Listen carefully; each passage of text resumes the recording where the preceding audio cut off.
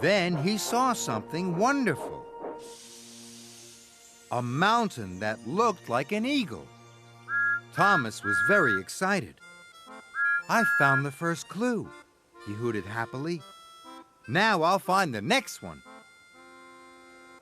The eagle's head would point the way. Suddenly, Thomas saw a track leading in the direction of the stone beak. "Where are you going, Thomas?" wished James. "To find the clouds that are not in the sky," whistled Thomas. "How silly," snorted James, and he chuffed away. But Thomas didn't mind. He knew the clouds were here somewhere.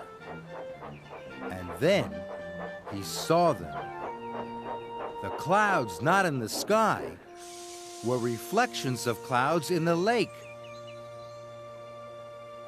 "I've found the second clue," wished Thomas excitedly. "One more, and I'll find the treasure." Thomas looked for a long time, and he forgot all about the Admiral. Then Harold arrived, with Sir Topham Hatt. "The Admiral is late for the opening of the museum," he boomed crossly. "You have been unreliable," added Sir Topham Hatt. "Harold will now take the Admiral to the museum." Thomas felt very foolish. If only he hadn't spent so much time looking for the clues. "Fancy believing in a silly old story," laughed Harold. "Everyone thinks I'm silly," huffed Thomas, "but I still believe there's treasure." Thomas puffed sadly along the track away from the lake. Thomas had never been this way before, so he didn't know where it would lead. It led him into a tunnel. At last, Thomas came to the end of the line. He was surprised. There were all the other engines. And there was the Admiral. "I am very proud to declare the new Maritime Museum open," he announced.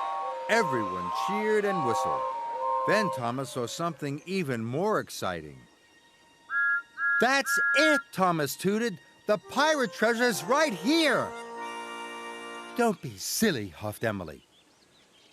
"Everyone knows it's just a silly old story," snorted James.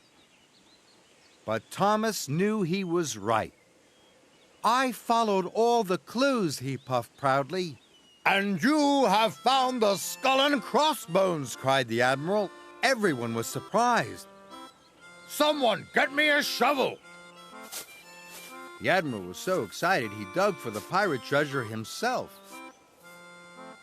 He found a big wooden chest. Inside was the pirate treasure. "The pirate treasure will be the most important thing in the whole museum," said the Admiral. "Thomas," boomed Sir Topham Hatt, "you have made this the best opening ever." Thomas was very proud. He had been right to believe in Salty's story. He had found the treasure.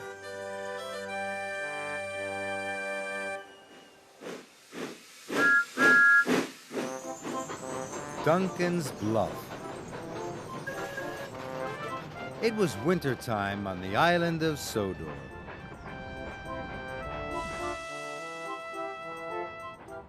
Duncan was busy puffing through the white mountains and the frosty forests. He was proud to be a narrow-gauge engine. Duncan was delivering coal to the villages. They were going to need extra coal from the main coaling plant.